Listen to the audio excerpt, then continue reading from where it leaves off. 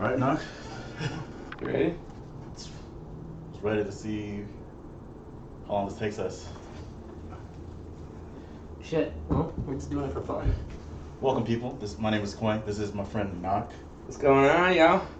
Um, let's start by when did we first meet? I think we met in like 2008 when I was like barely 20 years old.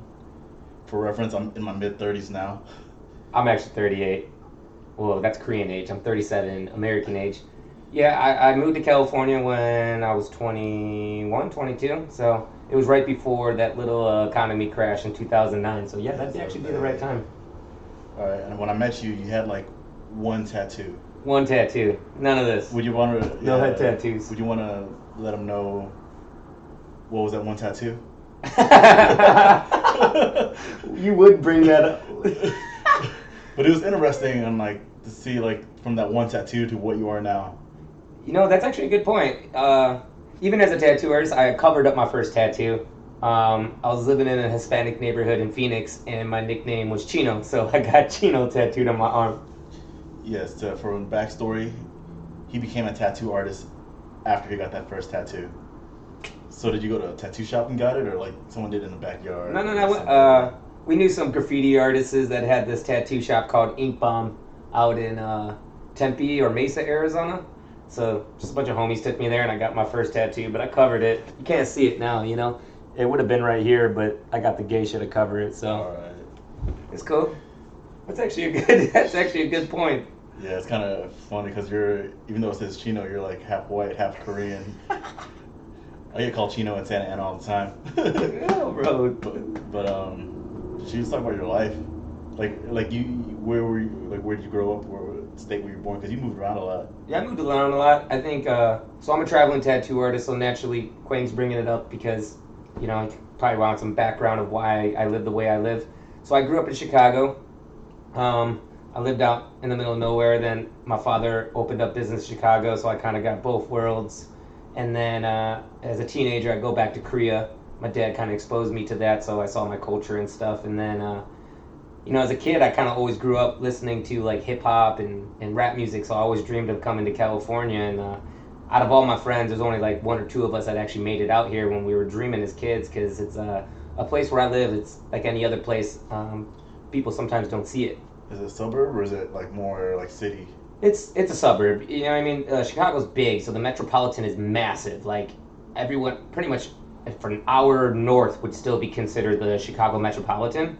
But yeah, it's definitely a suburb, you know. Oh dang! So from Chicago, you like grew up elementary to high school there. Yeah, it's yeah, elementary, and then high school. I kind of moved around everywhere. Where's everywhere? Like Arizona or like California? I lived in Arizona, and then freshman year, Illinois, sophomore year, Arizona, and then all throughout my junior and senior years, I kept moving around. So even in Illinois, but it was from city to city. So I went to like 4 different high schools. Oh, okay. Like, all right.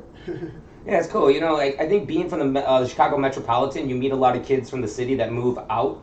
So I got exposed to like hip hop and graffiti, and that was like my identity of trying to be an American. Because I was raised super Korean, you know. All right. But I feel like you moved around a lot, but I'm like the opposite. I'm like just an anchor. I'm just a rock. Yeah, a tree in one spot. You are a tree. Like a tree that's just rooted. But so when you say it's normal, like I don't even know what normal in Chicago's like. Even I wouldn't know anymore. I don't even have, like, I feel like I don't even have a Chicago accent no more. But that's also just from traveling. I lived in the South. I've lived in the mountains and like the hippie areas, and then living on the West Coast. It kind of creates this diverse way of looking at things. How'd your dad end up in Chicago? My aunt was the first one to move to America, and for military reasons, she had married someone. And then my dad was getting in hella trouble, and then my dad's sisters, saved up money and shipped him to America. Okay, and then your dad moved in with your dad's sister? I believe so, and then he started working construction, and then like, saved up and got his own apartment. All right. It was by yourself, or like you said you're not only child, right? Yeah, I got an older sister. I have a younger sister, but my younger sister wasn't around until like we were older. She's like a 8-year gap on us. Oh, and your older sister is how much older than you? She's 3 years. I'd say about 3, 2.5 or something like that. Oh, so she's like really close. I thought she was like also another gap older or something. No. Yeah, she's real close to my age. Yeah, I only met her once and she was very nice. But like her whole life seems like a different trajectory than yours. Way different. Way College, different. very strict. She was the firstborn. You know, I feel like she had a different responsibilities as a child. She all right? Because remember when you told me about Chicago, you like snowboard, not jet ski, snowmobile, and That was more on my cousin's side. That's the Italian side of my family. oh, Super cool. okay. They just really connected back in the day, so that you know what I mean. My mom would expose us to that sometimes, but I don't know. My parents are divorced. My mom worked 3 jobs. My father was very successful. Kind of lived like a bipolar world. Yeah, because when you told me about the whole snowboard thing, I immediately thought like the whole Chloe Kim.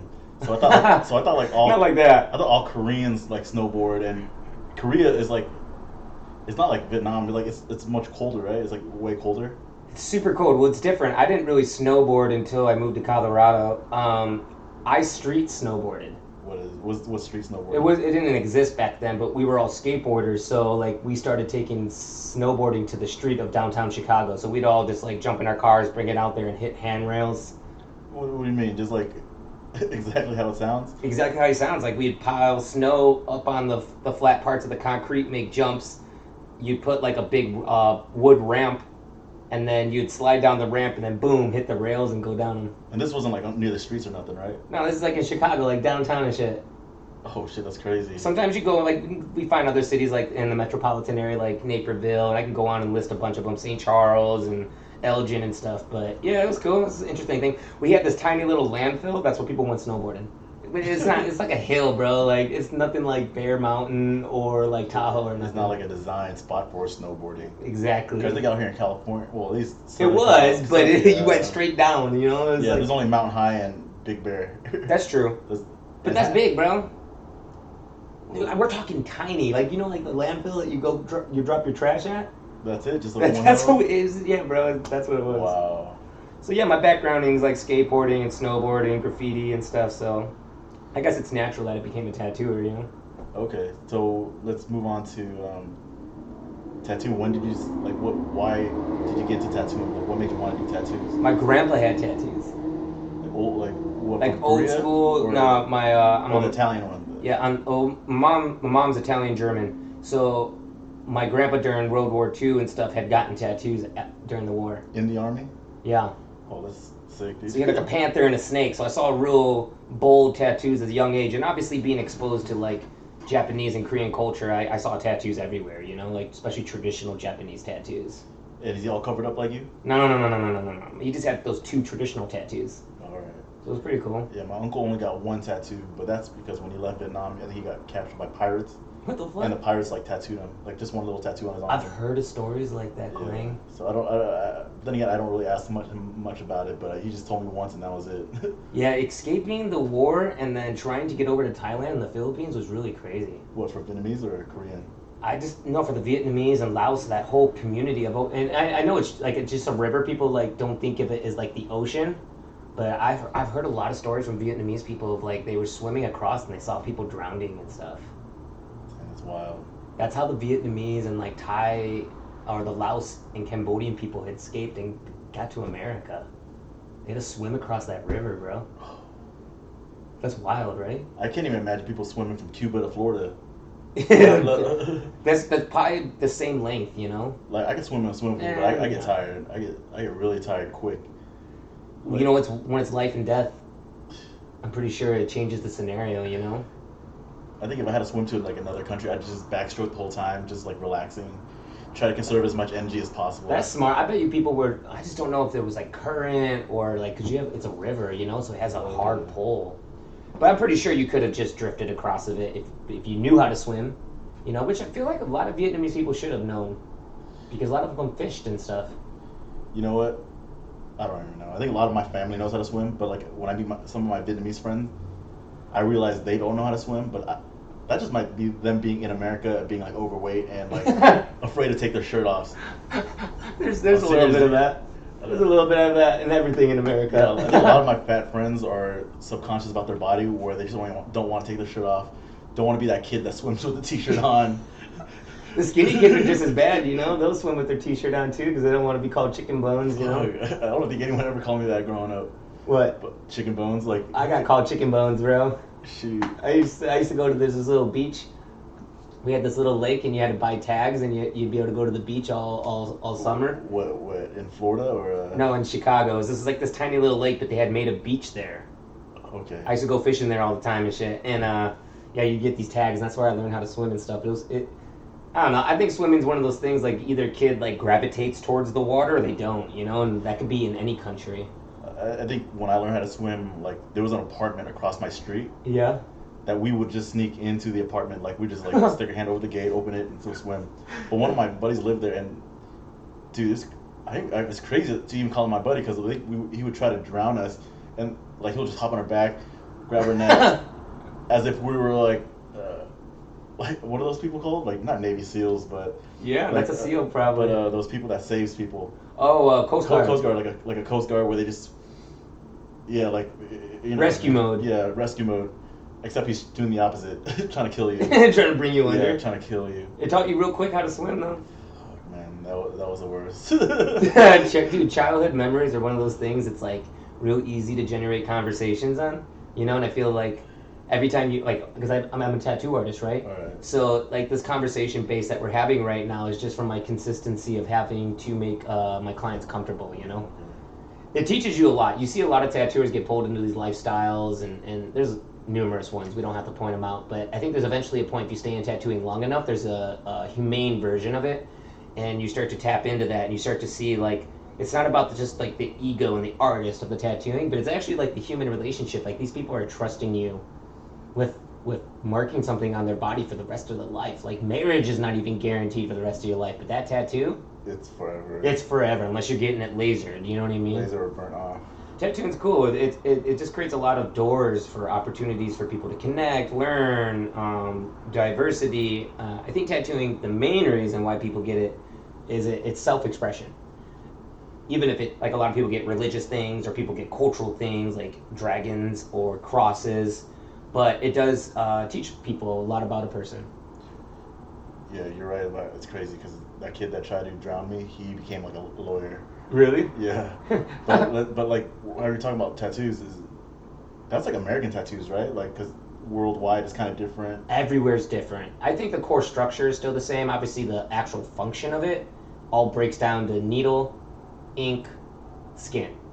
But then the intention of it, the Philippines, they got tribal people that do it for protection. The Polynesian people do it for family. So when you look at all those things, they normally have like a medicine shaman type chief back in the day that would tell each warrior what they would have to do for their families and get badges. And a lot of it's actually like a weave and bones to represent like structure for the family. That's like in the Polynesian culture, right? Yeah. Japanese stems from one, craftsmanship because they're obsessed with it, and then two is woodblock prints, right? The paintings. What is that? So originally they would make woodblock prints and carve them out and then print it, right? And sell it for 10 cents. It was like a real cheap way for artists to make money. Oh, just like to do a bunch of them, like just yeah, kind of like a stamp, like exactly. create the wood like a stamp and then just make a bunch of them. And someone must have been like, what if I do this on someone's skin? So that's where that came from. And like Japanese culture is really earthy. Spirituality is a really diluted word, so to say it's spiritual would be able to be inaccurate to the way we experience spirituality in America. But in Japan, spirituality is around earth, right? Like water, earth, flowers, animals. Very nature. Yeah, very naturistic, you know? So it's like when you see a lot of their artwork, it's based off of that. Now there's other cultures too, like, you know, if you go into like old Norwegian areas, they had done tattoos for medicine. If like they would stick and poke themselves to, if like they had a broken arm or if they had something hurt. But then when you look at America, America's this very evolved state, right? America is this like land of the free, right? Freedom, opportunity. So when they took these tools and these art forms, America just saw it as one, a structural thing. That's where Americana tattooing came from. But then you have this massive art world, even during the 70s and 60s, that just saw it and was like, you know what? These people are really onto something. And that's, now look at the world of tattooing, bro. Do you know a lot about the history of tattoo or not really? I know a decent amount. Like, I'm a huge tattoo collector and historian, but dude, I barely tapped into it, bro. Like, you know what I mean? I already struggle with English, even though I'm American born. I'm trying to curious, like, what's the origin? Like, what country created it? how long does it go back? See, that's hard to say. Like I told you, like Norwegians, even Russia had been doing tattoos like over 500 years before Asia. And I would say the heart of tattooing comes from Asia, right? Polynesian, Thai, Cambodian, Japanese, then bleeded into China, then bleeded into Korea because of the samurais moving back and forth, and then also just all of the other Asian cultures.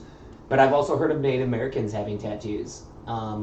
Even just like the ash, putting ash on their bodies or burnt or paint marks. I would consider that tattooing, you know, and like Vikings had that. I think the Africans had that. So in a sense, it's like marking one's body, right? If you can't permanently mark it, you're still marking it in some way, you know? Oh, okay. Does that make sense? Yeah, yeah. It's kind of like visualizing, like like putting art on your body. I kind of get it though. It's cool. It's not as permanent, but like I know what you mean. Yes, and I don't look at tattooing as a necessary thing of being permanent. It's the ability that the human mind came up with that. Like, hey, I want to create symbols, ornaments, and arrangements on a human body, you know, and probably for the first time, people were experiencing something of like, wow, like, look at this. What is this? Has tell me how like the equipment has evolved. Oh man, I'm not even that old in tattooing. I've been tattooing for like 14 years, but from when I started using heavy ass coils, which is like a pretty much like a doorbell ringer, and it's connected to a tube, which needle is then pushed off a magnetic field. Now they have battery powered ones. They have pens. They used to have air and pneumatic. I don't even know if that's the right word, but it was like air pressured. The needles have changed. How has it changed? So originally, when you look at most primitive cultures, they would just find ways of either using thorns or binding basic metal needle to some type of tool, which is usually wood or bamboo or bones and stuff. Wood is poisonous, so I'm pretty sure they found quickly which woods didn't work. Bamboo's not wood; it's more like a grass or a shoot. So that was probably a reason why the Japanese used it. So, but then now look, you have technology in the point where you have iPads that print out your stencils. Majority of tattooers just tattooed on you. There wasn't this world of competition in an expectation of a product. It was a blessing. You went to this artist to bless you or to create something very genuine and authentic, right? And that's why I gravitate towards that type of tattooing, because I feel like it's very core to the needs of a human being. I don't have to be an artist. You express yourself through conversation, through emotions. Same thing with tattooers. You know, we're using some type of tool or medium to then create a visual of that. I don't know. It's kind of interesting. Tattooing is really hard to put into words. You could try, and I think a lot of people do a really good job at it. I don't think no one can ever own the definite description of tattooing, the tools, because the tools are infinite. You can literally do anything you want with it. People like use it in prison by pulling apart Walkmans or using I've heard of people stapling like praying Marys on people. Has technology? Do you think technology has reached its peak, or do you think tattooing? Yeah, because like everything's kind of like made by machine, use electricity. Do you think is there more of it that it can evolve? I don't know. I just tapped into this new stuff. I've been very I was taught by a lot of the old school guys, from black and gray to traditional and even Japanese, and I've just recently been, like, just in the past 4 years, really open to like all the technology and the new approaches to tattooing. And when you really look at it, technology is infinite, right? But it is limited in the sense of this spectrum that everything is created from Earth. So everything that we are creating is a byproduct of Earth. So everything that we're creating from tattooing is coming from Earth. You know, like steel is an element of Earth.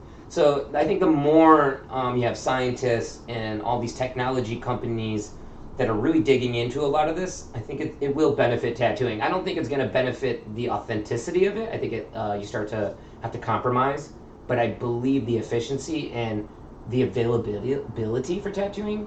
Now, someone may want to go to like a professional tattooer in a sense of creativeness. But then some people might just want some symbol tattoos where a machine can do it. To me, I don't know what's right. Does that make sense? I'm soaking it in.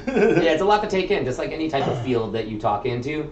Someone that does it, loves it, is going to have a lot to talk on. Because when I think of tattoos, I think of tools like outside the body and tools inside the body. So Totally. So tools outside, obviously the needles, like, what do you call it? machine gun.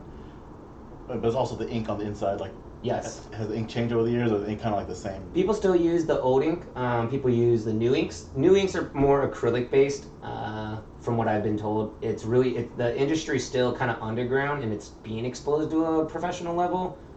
Some people don't like that. People love the rooted of it's very not controlled by the government or some type of political system, which is I find funny. I know some people are gonna have some shit to say about this if they actually watch this. It's funny because all the guys that were all underground and hardcore are now the political people trying to tell these new generation tattooers what to do when their original reason why.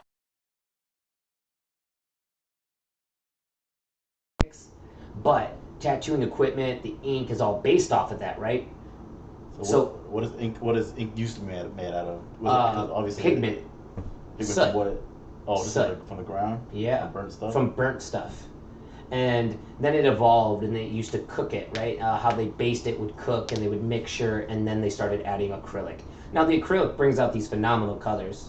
I don't know if it's toxic. Some people consider it toxic, but it's also almost like plastic surgery. You know, you're putting a foreign object that is petroleum based. That's my concern with it. All right, we're running low on battery, and we'll continue this next time. Peace out, guys. We just kicking it and chilling.